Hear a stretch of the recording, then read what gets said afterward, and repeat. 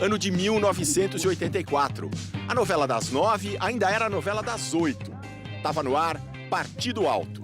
Glória Pires e Raul Cortez viviam um conflito de Pai, gerações. que mundo você vive? Você é uma menina, é ingênua. Você não tem noção da malandragem do mundo. Na música, Madonna se apresentava ao mundo como uma virgem. Nas ruas, milhões pediam diretas já. E não foi só isso que aconteceu em 1984. Esse também foi o ano em que começaram essas obras aqui. As obras da usina de Angra 3, que seria a terceira usina nuclear do Brasil. Ao longo das décadas, as obras foram começando, parando, atualmente estão paradas. Além dos 35 anos de atraso e dos bilhões que já foram investidos aqui, existe a questão da corrupção. Angra 3 está no centro de casos sérios de desvios de dinheiro público. Qual é o futuro de Angra 3? E por que, lá no passado, o Brasil decidiu seguir esse caminho, o caminho da energia atômica? Essa decisão foi tomada 50 anos atrás. Aos 90 anos, o cientista José Goldenberg é uma espécie de história viva da física nuclear brasileira. Ele já era presidente da Sociedade Brasileira de Física quando o governo do general Ernesto Geisel decidiu investir em usinas nucleares. E com a crise do petróleo de 1973, os países da Europa, e dos Estados Unidos e Japão, acharam que eles não teriam acesso a petróleo e tinham que produzir eletricidade com outras fontes. Nessa crise, os principais países produtores, na maioria árabes, simplesmente pararam de fornecer petróleo. Era um protesto contra o apoio que os Estados Unidos davam a Israel numa guerra contra a Síria e o Egito. O preço do óleo quadruplicou. Em 1975, o Brasil assinou um acordo bilionário com a Alemanha para 8 usinas atômicas. O que houve de errado na ocasião, no Brasil, foi o Brasil adotar uma solução que podia ter sido boa para a França, mas não era boa para o Brasil, porque o Brasil tinha alternativas. Alternativas como a energia hidrelétrica, a energia eólica dos ventos, a energia solar, que hoje são uma realidade que convive com o que restou dos sonhos nucleares do regime militar. Angra 1 ali atrás, Angra 2 mais à frente, naquele formato arredondado. Quando comprou as usinas, a 1 dos Estados Unidos e a 2 da Alemanha, o governo militar tinha a ideia de ir adquirindo conhecimento técnico para mais à frente fazer uma bomba atômica. Eles nunca admitiram isso, mas também nunca negaram. É que as tecnologias de uma usina nuclear e de uma bomba atômica são muito parecidas.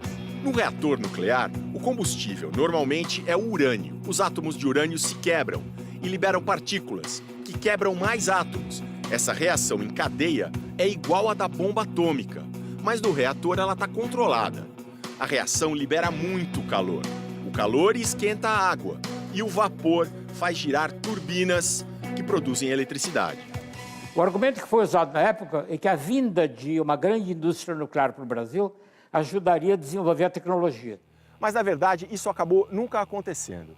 As coisas sofisticadas, mais técnicas, continuaram chegando prontas do exterior. E no caso de Angra 3, chegaram há mais de 30 anos. Nesse período aconteceram acidentes nucleares, como os de Chernobyl, na então União Soviética, e de Fukushima, no Japão.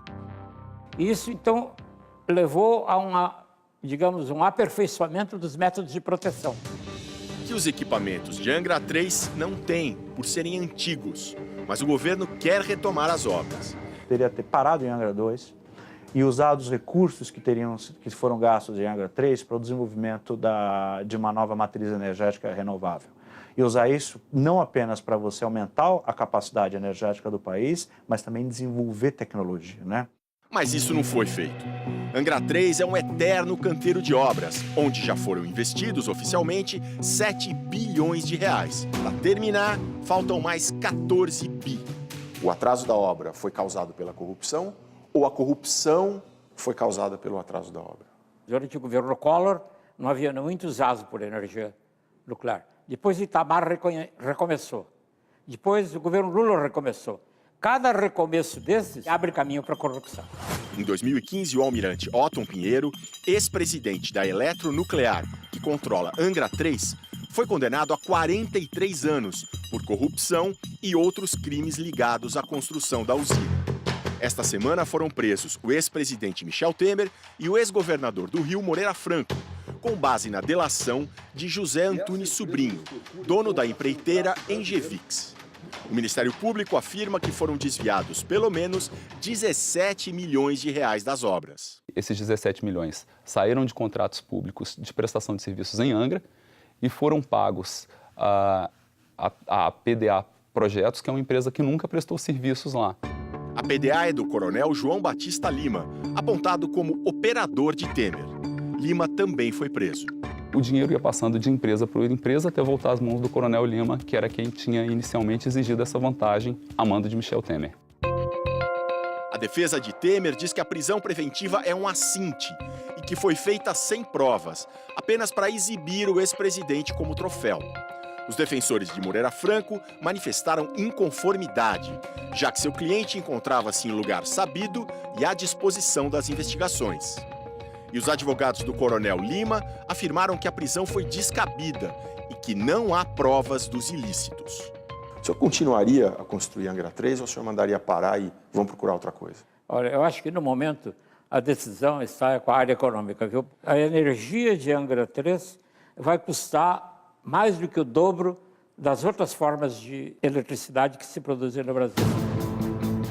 A festa acabou. A energia nuclear agora tem uma área muito grande de expansão na medicina, certo? Para fins pacíficos, mas em termos de produção energética, a festa acabou e a gente chegou atrasado e não tem mais festa. Acabou, ponto final. A expectativa oficial agora é que Angra 3 comece a gerar energia em 2026, 42 anos depois do início das obras.